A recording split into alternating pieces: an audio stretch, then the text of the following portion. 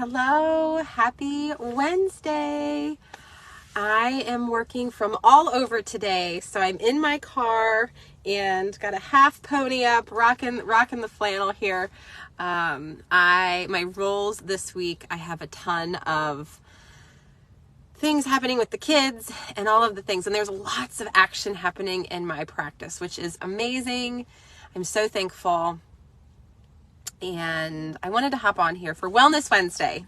I usually go in the morning. My youngest, if you're following along, started survival swim for the next couple weeks, so we are busy doing that. But today's topic, I labeled it Chatting Health with Your Kids.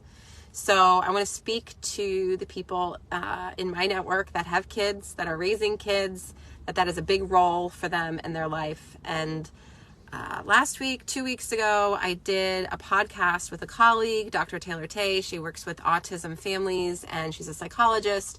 She diagnoses and works both clinically and non-clinically with families, specifically women who are navigating a new autistic diagnosis. So the podcast was about autism specifically and picky eating, but I wanted to broaden the conversation this morning on if you're raising children, and maybe even if you're grandparents and you are a primary caregiver for part-time or however you're involved with kids, how do you have conversations with your kids about their health? And typically, for a childlike conversation, you want to keep things really safe. You want to keep things safe and you want to help them to understand things in a very simple way. One of my mentors and what I have always loved is when you can explain something to a kindergartner, you actually know what you're talking about. If you've ever had a conversation with someone who's 5 or 6 and they ask you, what does that mean? And you know you can't come up with this fancy jargon or this fancy definition. You have to really keep it simple and break it down. That means you know what you're talking about. One of my favorite questions is, it's not one of my favorites, but when I am navigating my father's passing, James was asking this conversation about, well, where is he? And trying to understand where his body was and the soul, and just having the conversation about faith and all of this. Sometimes we use a lot of metaphors to try to understand something, and kids don't get it. Now, my son's a little bit older, but navigating that has been just really interesting. So on a simpler note, how you navigate their health, what kind of words do you use when you are telling your 8, 9, 10, maybe 15-year-old sugar or fat or sodium? Are you using words like, that's so bad for you, don't eat it? That seems so simple. And your intention is sometimes the worst communicators. So your intention is, I want them to be aware of the food that they're eating affects their body. But the words that you're using matters. And so for a child, when you're teaching them right or wrong, they hear that food is bad. What can happen is if they hear that message over and over again, and that message is modeled in front of them, that food is bad, what can happen is subconsciously there is a belief that develops that they are now acting bad if they eat a certain food. Similar to if they lie to you or if they steal something from a friend. There's a moral compass around lying and cheating and stealing. Yet, is eating Cheetos bad? Now, Cheetos, I'm just using Cheetos, is a very delicious food for some. It doesn't have much nutrition. So it's not going to nutritionally provide anything for anybody at any age. It is going to taste delicious. So what if we were to change the words and say, enjoy the Cheetos, next thing that we choose, let's choose something that's more nutritious. Now I'm using the word let's. because ideally your children and your family, you all are eating around the same foods. Now, I have 2 little ones. And so I get that that theory is great, but what actually happens in person, my kids don't eat everything that I eat. There's no way. And so ideally, you're setting up the family unit so you're showing them how you can eat Cheetos with them. They can eat steak with you. And there's this fluid conversation around food not being bad or good. It's a choice that we get to make. And ideally, you want to teach them how to choose foods that are going to benefit their health. Now, sometimes Cheetos benefit my health because they taste really good, and I want something that's going to taste really good and have pleasure, if that's the goal. Now, if that's the goal all the time, I want to taste food and have pleasure because I'm trying to avoid this painful part of my life, that's when it can be maladaptive. And that's when, if you have a child who is choosing foods that bring on this pleasure response multiple times a day, a lot of times of the week, that's when they can develop a food, I'm going to use this really loosely, addiction, or there is a tendency to choose foods to avoid emotion. And that can develop into maybe secretive behaviors like hiding food in their room, eating in secret, binging. Binging is when you're eating a larger amount of food than typically in secret or in hiding. And when sometimes there is lack of fullness or lack of satisfaction with food, something is happening where there's a tendency to not be able to push foods away or not be able to say, no, thank you, I'm full. Now, we are in an environment right now where it is really hard to say no to foods. There is access to food all of the time. The types of foods that we're served typically when we're out are set up to be very palatable. There are lots of sugar and lots of dietary fat, which is the most satisfying. So we tend to like things that feel good. And food's not illegal. So you can have chips and soda at one place and then go to another place and have the same thing, and you're not going to get in trouble.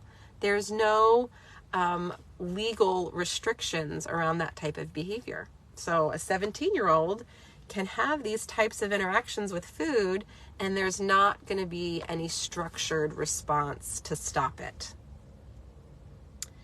What can happen is if there's types of behaviors that can lead to maybe health consequences that are unwanted, then society can shame their body or their health or their food choices.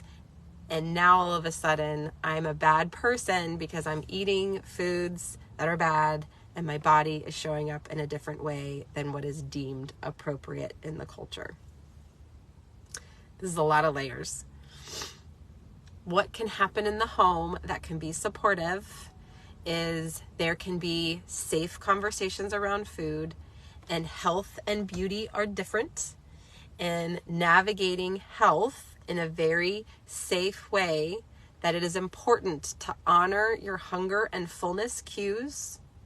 It is also important to enjoy food. We were made to be present and enjoy food.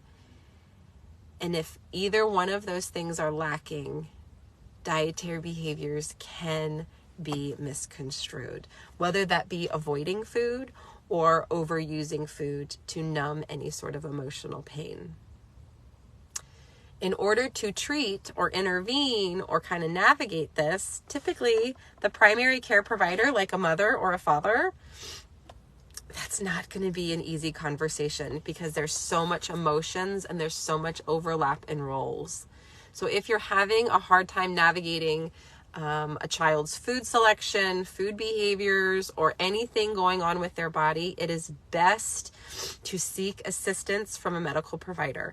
I happen to be one. I can use your insurance if I'm paneled with whatever insurance provider you have, or outside of insurance. I take on cases for a month at a time or 6 months at a time, where I can step in as a concierge of sorts, where I get to step into your life as a coach with a ton of medical experience and a ton of ability to navigate the medical components outside of insurance. And that's one of my favorite things to do. I can work with families. I can work with you specifically, and maybe you as the primary caregiver need to kind of navigate your relationship with your body and your food so you then can be a better primary care provider. I was at the dermatologist today. I had a full body skin check, and I actually had a biopsy and kind of the skin thing we're getting rid of. And it was interesting because she asked me, do you wear SPF? And I was like, to be honest, I'm probably 75% I'm on board, and then the other 75%, 25%, like today, I'm not wearing any. I'm not wearing a hat, and that's awful. And she was like, okay, you're a mom. This is the doctor that was talking, or the nurse practitioner that was talking to me. She goes, you're a mom. You need to wear skincare because you need to monitor your health. And I said, I know. She goes, but for your kids. And what I heard was, oh yeah, my kids are actually their skin is more protected than mine. I actually am more apt to taking care of their skin first. She goes, okay, great. Typical mom response. But you need to take care of your body and your skin for your kids so you can be around. And it made me take a step back, and I thought, correct. I do need to take care of myself first, like putting your oxygen on first, so then I can be a better mom and then take care of their skin. So navigating your health with your child is a great motivator. But navigating yours first is going to be so important, so you then can navigate the health with your child. If your relationship with your body, relationship with your food is altered, it will come up for your child because they are going to model what you do. The hardest part with food is it's always going to be there. You have to eat. You cannot run away from this. You can ignore it and you can totally pretend that it doesn't exist, but it does whether you like it or not. You have a body and you are required to eat as a human. Also, you have emotions, and the emotional experience as a human can sometimes be super difficult. So part of navigating your food and your body will be learning how to navigate your emotions. And that requires sometimes a safe place, which is what the relationship with an intimate provider can be, which is me. If this hits home for you, I have a way where we can chat for free. You don't have to make an appointment for 20, 30 minutes. I can take a look at how your thought patterns work and kind of guide you and see what would be the next best step. And you can either contact me through here. If you don't want to make a comment, just send me a message. You can also go to my website, Dr. Patricia Ford Wellness, and you can make an appointment on your own through a Calendly link, or send me a message or an email or a text. There's numerous ways to get in touch with me. You can also take the free assessment on your own. It's a habit finder assessment is what it's called. And it actually looks at your habits of thinking so I can understand, all right, this is this is how your thought patterns are working. Let's start here. And this would be the next best step to start because I can figure out, oh, this is the primary way that your thoughts are working.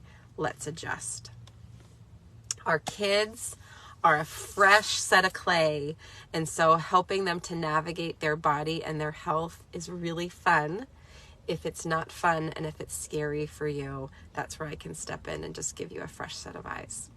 If you have any questions or if you have any concerns, reach out and just pay attention to the words that you use about your food, your dietary habits, and your body, because your kids are listening. Have a wonderful day, and thanks for all your support. Okay, bye.